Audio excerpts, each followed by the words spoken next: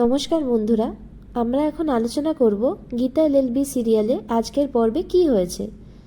গীতা সমানে একই প্রশ্ন করায় গিনি উত্তেজিত হয়ে বারবার বলতে থাকে যে সে তার বাবাকে মারেনি। গীতা তখন এও বলে যে তোকে তো এরকম কথা কেউ বলেনি, কিন্তু তুই শুধু এটা বল যে কাল রাতে কোথায় গিয়েছিলি। গিনি তখন বলে যে সে কাউকে কোনো রকমের কৈফিয়ত দিতে বাধ্য নেই। গীতা তখন গিনিকে বলে সে যদি সত্যি কথা না বলে তাহলে কিন্তু তাকে জেরার মুখে পড়তে হবে। গিনি হিংসের বশে গীতার ওপরেই চোটপাট করতে লাগে আর বলে যে গীতা প্রমাণ করতে চায় যে সে একজন ওয়ার্থলেস, তার স্বামী তাকে ভালোবাসে না। ঠিক সেই সময় প্রলয় ঘরে আসে আর গিনিকে ক্রস কোশ্চেন করতে থাকে।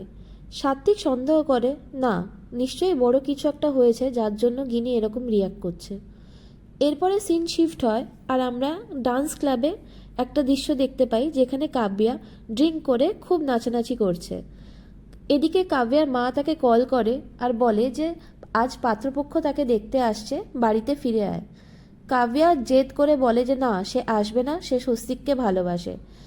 এদিকে কাব্যার বাবা তার মায়ের হাতে ফোনটা নিয়ে বলে যে না, ছেলেটির পরিবার খুব ভালো আর এই সম্বন্ধ ভালো, এই সম্বন্ধটা গীতাই দেখে দিয়েছে।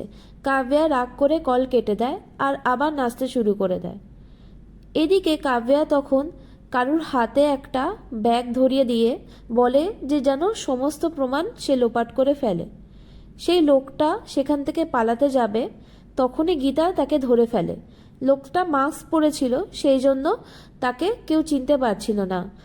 গীতা তার হাত থেকে ব্যাগটা নিয়ে নেওয়ার চেষ্টা করে। লোকটা সুযোগ বুঝে সেখান থেকে পালানোর চেষ্টা করতেই গীতাকে ধাক্কা মেরে সরিয়ে দেয় আর মাটিতে ফেলে দেয়। গীতাও তখন পাল্টা তাকে মেরে কুপকাত করে দেয়। গীতা ঠিক তখনই বুঝতে পারে যে কেউ যেন তার মাথায় বন্দুক তাক করে রয়েছে। গীতা তাকেও কুপকাত করে আর প্রচণ্ড মারতে থাকে। এদিকে পঙ্কজও চলে আসে সেই ডান্স ক্লাবে।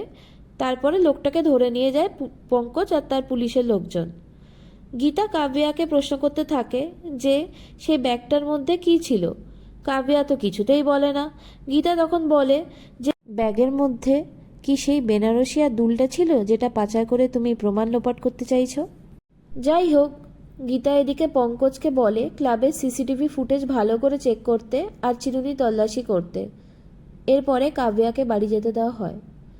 গাড়িতে গীতা আর পঙ্কজ কিছু আলোচনা করছিল, ঠিক তখনই পঙ্কজের ফোনটা বেজে ওঠে।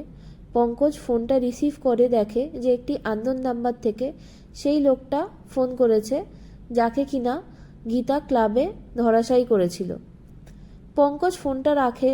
গীতা প্রশ্ন করে যে কে ফোন করেছিল।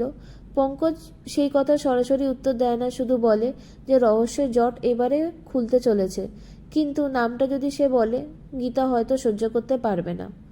পরের সিনে আমরা দেখতে পারি পঙ্কজ গীতাদের বাড়িতে উপস্থিত হয়েছে আর গিনির ঘর সার্চ করতে চাইছে।